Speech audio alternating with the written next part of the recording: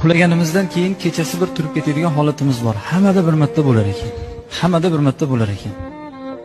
Agar kechasida bir marta turib ketadigan bo'lsak, aytishimiz kerak ekan: La ilaha illalloh vahdahu la sharika lah, lahul mulku va lahul hamd va huwa ala kulli shay'in qodir.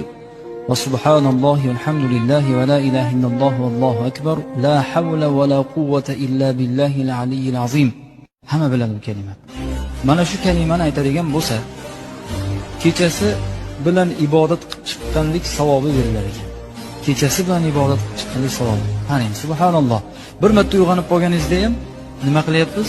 Shu kalimani aytadigan bo'lsak, zokir bandalardan deb yozib qo'yilar ekan. Bu kechasi bilan zikr qilib chiqdi Xudo taoloni. Nimaga desa, dabdurustdan turib ketganimizda ham Robbimiz eslayapmiz. Dabdurustdan turib ketib qolganimizda ham nima qilyapmiz? Alloh taoloni poklayapmiz. Bandaligimizni izhor